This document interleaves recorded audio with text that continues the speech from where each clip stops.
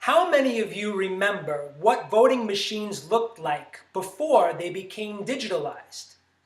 You needed to go behind a curtain, manually press your selection, and then pull the handle.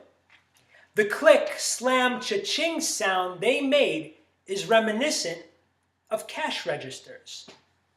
As it turns out, this connection between cash registers and voting booths is extremely relevant when it comes to tackling world poverty.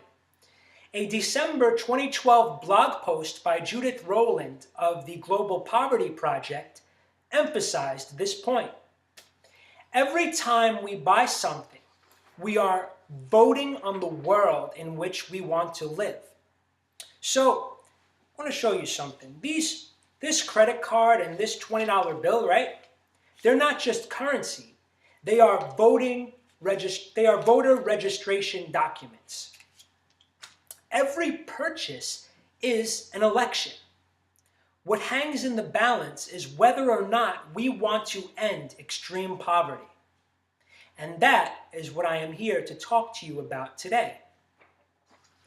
For example, when you buy a cup of coffee, you aren't just buying a cup of coffee. You are simultaneously voting in favor of an entire system that produced those particular coffee beans. So, would you rather ingest a steaming brew of social justice or a murky, cold cup of child labor? The choices that we make at the point of sale shape the way that businesses operate. The stores at which we shop analyze consumer buying trends and shape their inventory accordingly. Think about it. If every consumer was dedicated to buying only fair trade goods, then stores would be forced into stocking only fair trade goods. Any questions so far? What is fair trade? That's an excellent question. Thank you. What is fair trade? Well, fair trade is an organization that ensures there is no child exploitation or slavery conditions involved in producing the goods that bear its name. Fair trade certifies that farmers receive equitable prices and workers operate under safe conditions.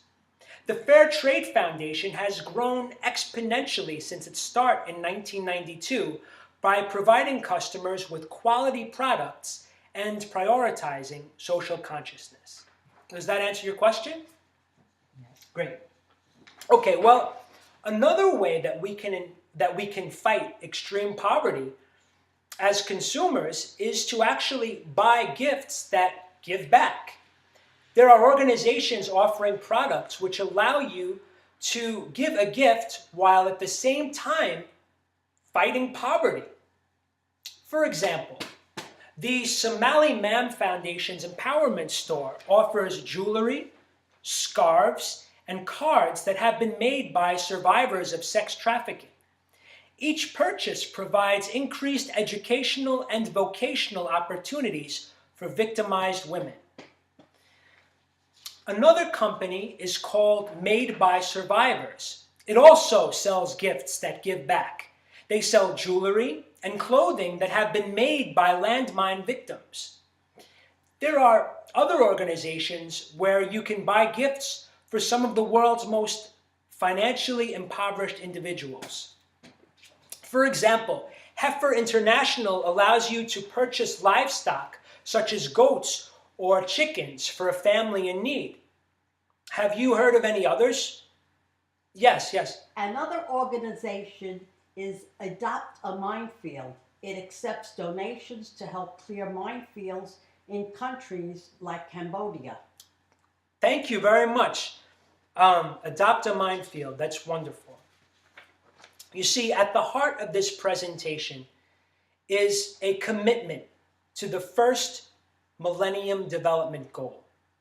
Who knows what the Millennium Development Goals are? Nobody? Okay, well, they are 8 objectives created by countries throughout the world and the world's leading development institutions to end extreme poverty. Who wants to guess what the first goal is? Yes. Eradicate extreme poverty and hunger. Excellent, excellent. Although this talk focused on the first goal, it is important to remember that the 8 goals are actually interrelated and sustain one another. For example, goal 3, which is to promote gender equality and empower women, is related to fighting extreme poverty because it ensures that women receive equal pay that's equal to men, and they won't fall into poverty because they are female. For your reference, I'd like to give you a handout that lists all of the goals, and it also has a list of all of the organizations that fight extreme poverty that we talked about before. Organizations where you can buy gifts that give back. So, to sum up, I would like you to please consider buying fair trade as often as you can and purchase gifts that give back. Each purchase is a vote in favor of a poverty-free world. Every selection is an election. Any questions? Thank you.